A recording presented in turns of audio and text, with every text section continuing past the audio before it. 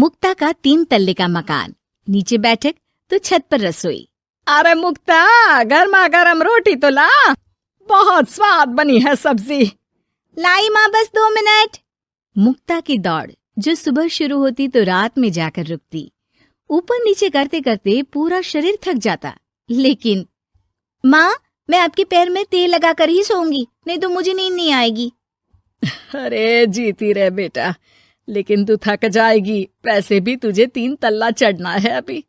कैसी बात कर रही है माँ जी, मैं तो आज बहुत देर तक सोई थी, तो नींद कहाँ आएगी। सास को कब नींद लग जाती पता ही नहीं चलता। अगले रोज, अरे मुक्ता, जरा सामने ठेले वाले से आलू तो ले आ, 5 किलो पापड़ बना देती हूँ। होली आ रही है, मेहमान आएंगे तो क्या कहेंगे कि इन लोगों के घर तो कुछ बना ही नहीं। माँ, मैंने सब बना लिया है, आप चिंता मत करिए। होली वाले दिन दही बड़ा और पकौड़ों का इंतजाम भी कर लिया है मैंने। सास को लगता है जैसे उसे न जाने कितनी गुणी और अच्छी बहू मिल गई। एक दिन मुक्ता की बुआ सास उन लोगों के घर आती है। अरे भाभी, आपने तो हीरा बहू पाई है बिल्कुल। हर एक काम को ऐसे कर रही है जैसे कि रोबोट। एक हमारी है, 2 रोटी खिला दे तो गनीमत समझो। अरे हम तो बेटे को देख के सोच रहे थे कि कलवासा है, पता नहीं कौन शादी करेगा, लेकिन देखो जय दूध से फपकती बहू आई है। हाँ भाभी, आप तो लक्की हो, लक्की। तभी वहां मुक्ता आ जाती है। क्या बुआ, काहे की लकी, देखो ना कैसा शरीर फूला जा रहा है। अब तक तो एक बच्चा भी हो जाना चाहिए था। अरे हो जाएगा बहू, क्यों चिंता कर रही है। कर्म कितने अच्छे हैं तेरे, तुझे तो जुड़वा बच्चे होंगे, एक बिटिया और एक बिटवा। होता भी ऐसा ही है। मुक्ता को 2 बच्चे एक साथ होते हैं। मुक्ता, जल्दी से ऑफिस के लिए खाना बना दो, मुझे देर हो रही है। हाँ, लेकिन जरा ये छोटे वाले को तो पकड़ लो, तब तक मैं रोटी सेक देती हूँ।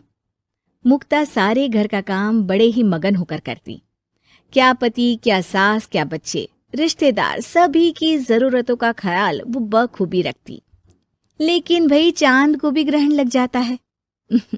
वैसे ही मुक्ता को भी एक दिन लग जाती है किसी की नजर। दूर के रिश्ते की चाची कहती है, और बहन जी, आपकी बहू तो फुर्ती से काम करती है, बच्चा होने के बाद भी सारा दिन लगी रहती है। इसके हाथ का खाना भी इतना टेस्टी है, लगता है जैसे होटल का खा रहे। बस फिर क्या था, वो तो चली जाती है, लेकिन लग जाती है नजर मुक्ता को। शाम के वक्त, मुक्ता, कहाँ है बहू? हाँ माँ जी, बोलिए, क्या हो गया? बच्चे को सुला रही हूँ। अरे बेटा, जरा चाय तो पिला दे। हाँ हाँ, जरूर बना लीजिए, मुझे कमरे में ही दे देना माँ जी, बहुत थकान लग रही है। थकान है? भगवान, ये क्या बोल रही है, इसके मुंह से तो ये शब्द मैंने आज तक नहीं सुना। अगली सुबह, अरे मुक्ता, आज खाने का डब्बा इतना हल्का क्यों है? वो इसलिए क्योंकि मैंने सिर्फ रोटी और दाल बनाई है। अरे लेकिन मुक्ता, मैं तो नाश्ता, दिन का खाना, फिर शाम का स्नैक्स, फ्रूट, सलाद, ये सब लेकर जाता हूँ। कहाँ है ये सब? अरे कैसी बात कर रहे हैं आप, इतना सारा खाना तो मैं 4 दिन में नहीं खाती, जितना आप 1 दिन में बनाने की बात कर रहे हैं। ना जी ना, मुन्ने के साथ जितना हो पाएगा उतना ही करूंगी मैं।